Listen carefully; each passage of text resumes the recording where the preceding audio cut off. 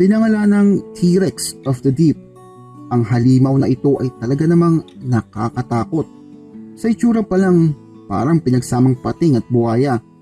May laki ito ng lampas 50 feet at isang nakakatakot na predator ng karagatan.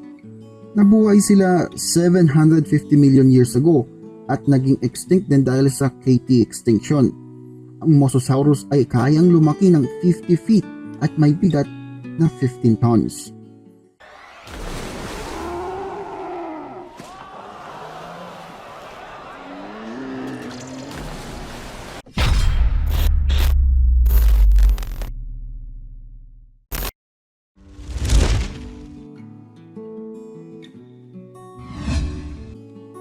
Ang Mosasaurus ay nadiskubre noong 1764 malapit sa Meuse River.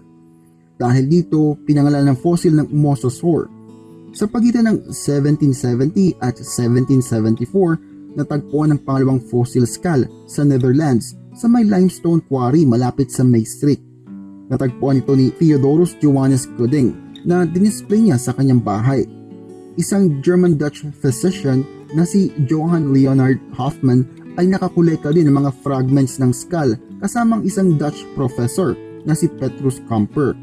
Inakala ni Hoffmann na ang bungo ay mula sa isang buhaya, subalit noong dumating ang 1786, sinabi ni Camper na hindi ito buhaya, bagkus isang unknown tooth whale.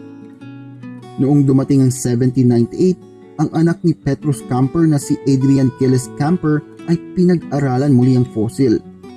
Base sa kanyang pag-aaral, ang fossil ay may koneksyon sa giant monitor lizards. Noong dumating ang 1808, kinumpirma ni Georges Cuvier na tama ang kanyang hinala. Noong 1822, ang fossil ay in-identify bilang Mosasaurus hoffmanni. Ang fossils ng Mosasaur ay natagpuan na sa iba't ibang parte ng mundo. Kasama na dito ang Northern Europe, Eastern Europe, Russia, Turkey, Middle East, Northern Africa, Canada, South America, United States, kahit na sa isla ng Antarctica.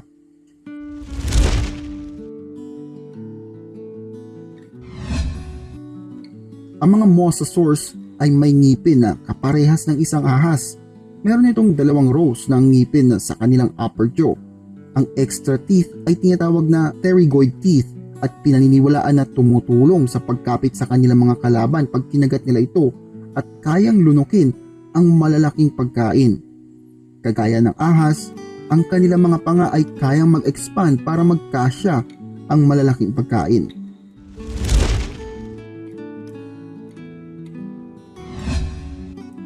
Ayon sa pag-aaral, ang Mosasaurus ay mayroong dark color na katulad ng isang sperm whale. Nung mga unang discovery patungkol sa mga prehistoric animals, ang mga coloration ng bawat hayop ay nasa isip lamang ng gumuguhit. Pero sa panahon natin ngayon, ang mga paleontologists ay may kakayahang aralin ng mga melanosomes. Science 101 muna mga boss, ang melanosomes ay isang tiny cellular structure na matatagpuan sa mga hayop. Ang melanosomes ay ang responsable sa kulay ng mga hayop, pati na rin ang photoprotecting ng mga cells at mga tissues. Dahil sa pag-aaral na ito, nakakuha na tayo ng eksaktong kulay ng mga prehistoric animals.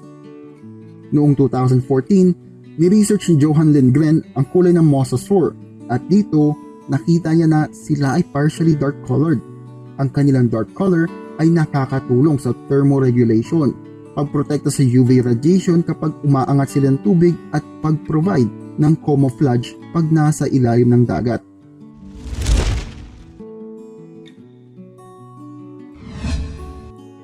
Ang Mosasaurus ay may laki na umaabot ng 46 to 50 feet.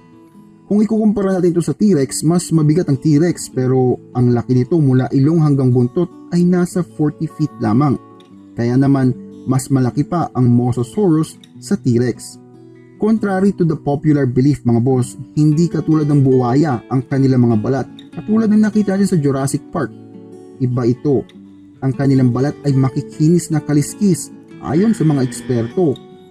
Sa katunayan, meron itong dalawang klase ng kaliskis.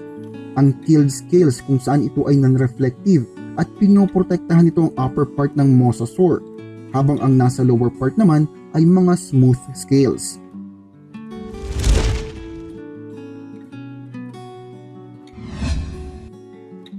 Ang mga mosasaurs ay kamag-anak ng mga monitor lizards, kagaya ng Komodo dragon. Marahil kagaya ng monitor lizards at ahas, ang mosasaurs ay mayroong ding forked tongue. Pero dahil ang mga soft tissues kagaya ng tila ay bihirang ma-fossilize, hindi na natin malalaman pa ito.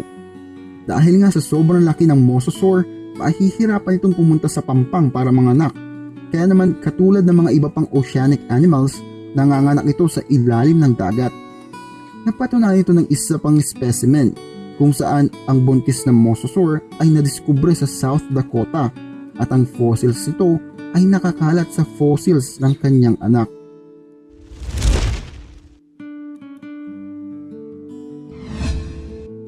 Ang mga mosasaurs ay mga apex predators matapos ang pag-extinct ng iba pang mga apex hunters. Sa katunayan, ang mga mosasaurs ay naging prey din.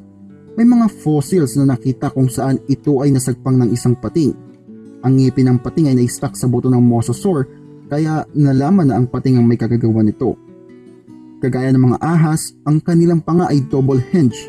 Ang kanilang mga bibig ay kayang ibuka ng 3 feet para sagpangin ang pagkain.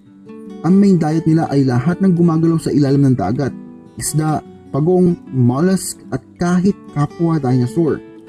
Kadalasan, nilululo nila ng buo ang kanilang pagkain.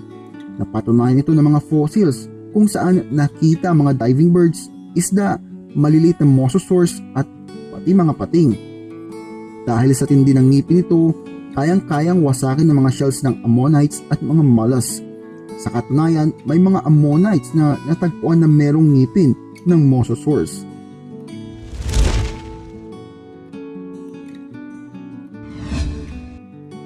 Hindi lahat ng mosasaurs ay mga higante. Iba't ibang kanilang mga laki. Ang mga malalaking mosasaurs ay kinakain ng lahat ng mga hayop na makikita nilang gumagalaw. Ang mga mosasaurs ay pininiwalaan mula sa Aigyalosaurs. Kung titignan ninyo, maraming pagbabago ang naganap sa mga mosasaurs. Ang katawan nila ay nag-evolve para mas maging epektibo sa ilalim ng karagatan. Nagkaroon din sila ng matalas ng pandinig at mahabang buntot para makalangoy ng mabilis. Sa katunayan, may bilis sila ng 50 kilometers per hour. Nag-evolve din ang kanilang mga bibig para mas makalunok ng buo, habang ang iba naman ay nagkaroon ng mga specialized teeth para pambasag sa mga shells ng mollusks at ammonite.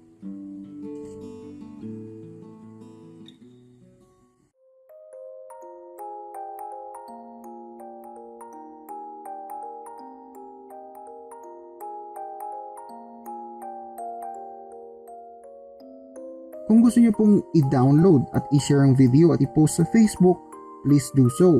Pero I would suggest po sana na have them check the channel out o i-link niyo po ang YouTube channel na to. Kung meron naman pong questions, wrong information sa video, comment it out mga boss and I will compile and pin it. Hindi naman po kasi ako perfecto, so meron at meron time na magkakamali talaga ako. Sa mga may gustong i-topic, please see the request form po na nasa description. Minsan kasi nawawala na sa kawalan ng mga request kapag nasa comment section lang. Kaya naglagay po ako ng request form para mas malinis ang mga requested topics. Again, maraming salamat mga boss.